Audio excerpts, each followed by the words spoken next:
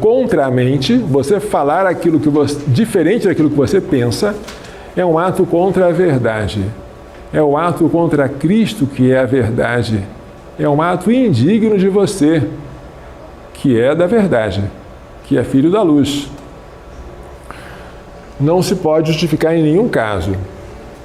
Vamos agora fazer uma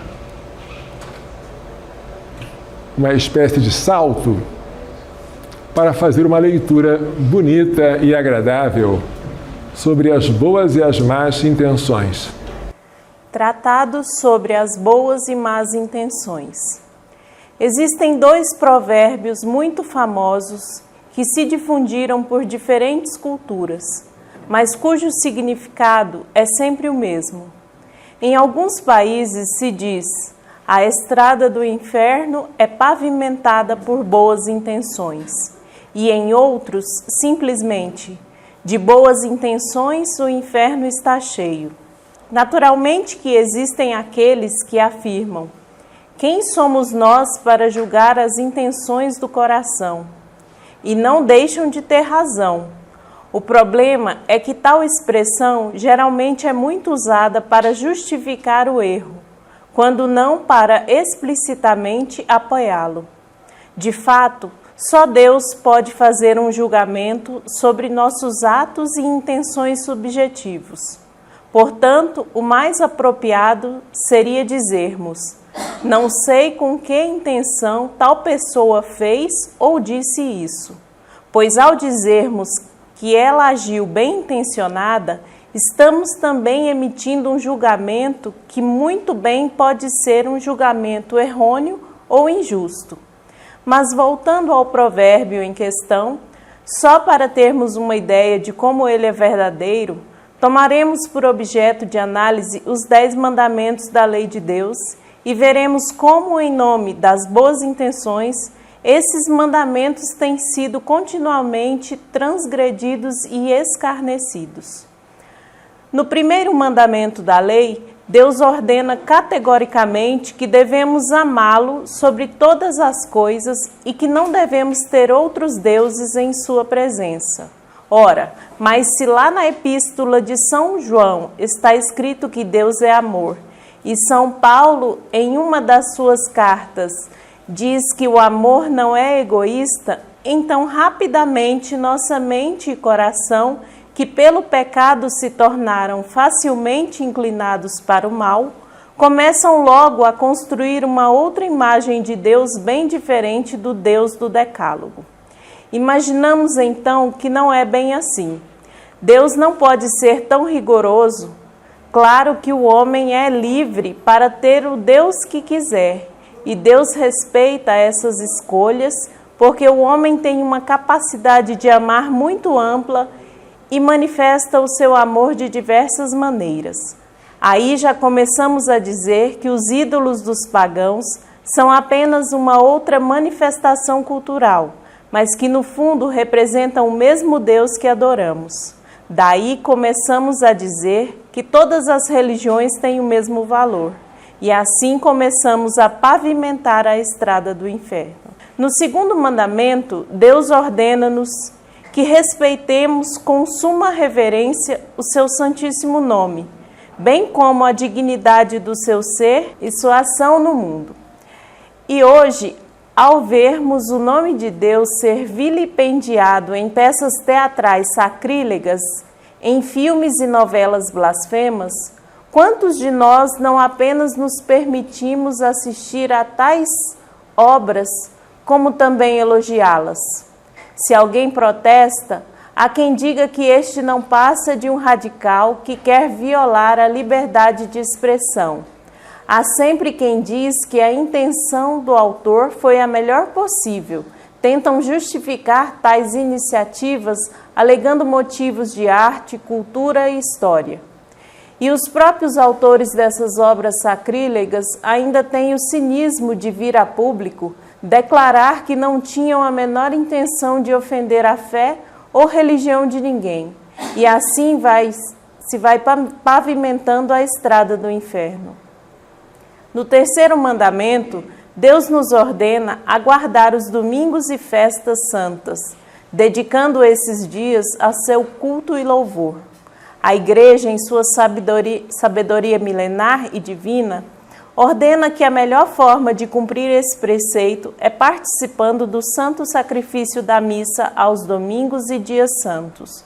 Mas nem precisamos fazer aqui uma lista das desculpas mais comuns usadas por aqueles que, abusando de sua liberdade de cristãos, sempre arranjam um modo de burlar esse mandamento.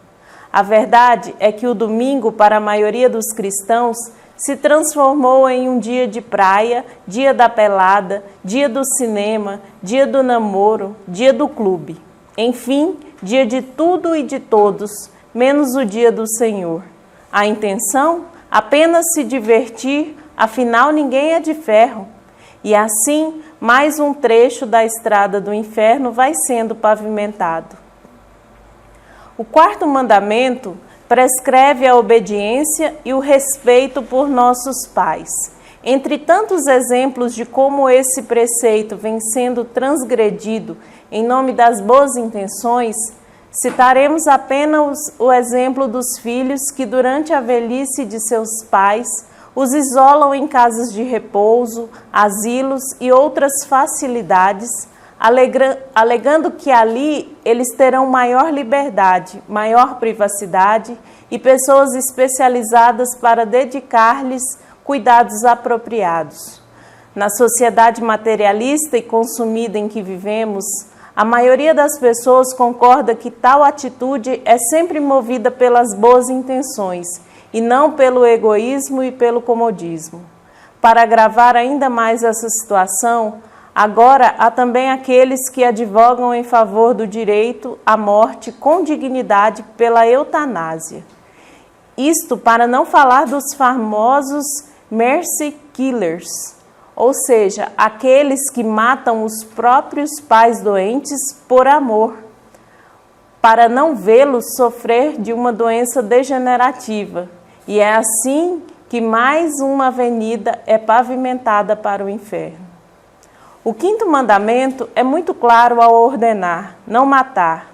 Mas o que dizemos então das desculpas mais estapafúrdias que se usam para justificar a morte de um bebê ainda no útero materno pelo aborto? Imagine que existem até grupos que se autodenominam católicos, advogando o direito que cada mulher tem de decidir se cumpre ou não esse mandamento. Pasmem!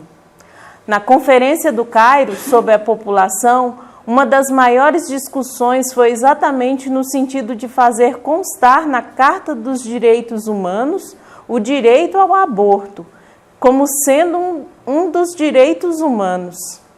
Deus não faz concessões ao prescrever o quinto mandamento, mas os homens bem-intencionados encontraram incontáveis justificativas para abrogar a sua lei. Mata-se por misericórdia, mata-se para evitar o sofrimento, mata-se até por amor. Imagine se no inferno haverá lugar para os assassinos que mataram por motivos passionais. Para os advogados das boas intenções, esses com certeza devem estar gozando da luz do paraíso, afinal mataram por amor e não por ódio. O sexto mandamento nos ordena não pecar contra a castidade, mas de uns tempos para cá, sexo virou sinônimo de amor. E aqui não estamos falando do ato sexual lícito dos esposos, mas sim de toda a sorte de depravação sexual. Tudo é justificado em nome do amor. Homossexualismo, fornicação, pedofilia e muitas outras aberrações. Com todas essas boas intenções, o inferno vai se povoando a uma velocidade incrível, pois segundo o que Nossa Senhora revelou aos pastorezinhos de Fátima, ao mostrar-lhes o inferno, um dos pecados que mais tem levado pessoas para o fogo eterno é justamente o pecado contra a castidade. No sétimo mandamento, Deus nos proíbe prejudicar o próximo nos seus haveres e assim prescreve o mandamento, não roubar. Por incrível que pareça, este é um dos mandamentos que mais encontra justificativas para a transgressão com base nas boas intenções. Rouba-se porque está com fome, rouba-se porque o vizinho possui mais bens do que o outro, o que sem dúvida é uma injustiça. Rouba-se por causa do desemprego. Enfim, motivos é o que não falta. Se fôssemos fazer um levantamento em todas as penitenciárias do mundo, veríamos que todos os ladrões possuem excelentes justificativas para os seus delitos e facilmente chegaríamos à conclusão de que todos agiram com as melhores intenções, pois não tinham como objetivo prejudicar o próximo, mas sim saciar uma necessidade pessoal e urgente. No 8º mandamento, Deus nos proíbe diretamente dar testemunho falso contra alguém e, por extensão, proíbe-nos qualquer lesão à fama do próximo por detração ou calúnia. Quantas vezes ouvimos pessoas dizerem que não agiram por mal depois de terem praticamente destruído a reputação do próximo? Os meios de comunicação são mestres nessa arte. Os jornalistas alegam que estão apenas cumprindo o seu dever profissional, que não havia intenção pessoal de prejudicar esse ou aquele indivíduo, mas apenas de se conseguir um furo de reportagem, ser bem-sucedido profissionalmente.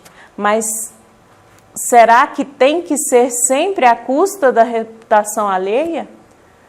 Pois é exatamente assim que se pavimenta um longo trecho da estrada para o inferno, com esse tipo de boa intenção. No 9º mandamento, Deus proíbe explicitamente o adultério, e Jesus é mais rigoroso ainda quando diz que se um homem abandona sua mulher e se casa com uma outra, comete adultério. E se a mulher que foi abandonada pelo adúltero se casar com outro, igualmente se torna adúltera. Infelizmente, parece que esse mandamento foi apagado das mentes cristãs, depois que a maioria dos países legalizou o divórcio. Hoje, o motivo mais comum para o adultério é justamente o amor. Um homem abandona sua esposa e vice-versa, não porque tinha a intenção deliberada de prejudicar sua família, mas simplesmente porque se apaixonou por outra pessoa. Como podemos ver, rompe-se com o compromisso matrimonial, desestrutura-se a unidade familiar e a sociedade, abandonam-se os filhos e causam-se imensos sofrimentos ao cônjuge com a melhor das boas intenções, tudo por amor. Finalmente, chegamos ao 10º mandamento, onde Deus expressamente nos proíbe cobiçar as coisas alheias, incluindo a explícita ou implícita intenção de adquiri-los por meios ilícitos. Novamente aqui encontramos as mesmas justificativas usadas para o roubo, tudo com a melhor das intenções. Como dizer que o ladrão, o indivíduo que sequer nos conhece pessoalmente, pode nutrir algum ódio no coração contra nós? Como dizer que ele nos roubou de propósito apenas por sentimentos de vingança? E quando se trata de latrocínio, como dizer que ele tinha a intenção premeditada de matar a vítima que sequer a conhecia? Certamente, se fôssemos usar o critério das boas intenções em todos os julgamentos, não existiriam presídios na face da terra e nem tampouco o inferno existiria, como ousam supor os inferno-vacantistas. Que são os inferno-vacantistas? Os que acham que o inferno está vacante, né? Que o inferno está vazio. Tá? É uma palavra inventada em paralelo com a palavra sede vacantista, aqueles que acham que a sede de Pedro está vacante, que o atual Papa não é verdadeiro. Infelizmente, ainda que esses tenham apenas a boa intenção de exaltar a misericórdia divina, a justiça divina também é infalível e possui o mesmo peso de sua misericórdia. Eis porque o inferno existe e de boas intenções certamente está superlotado.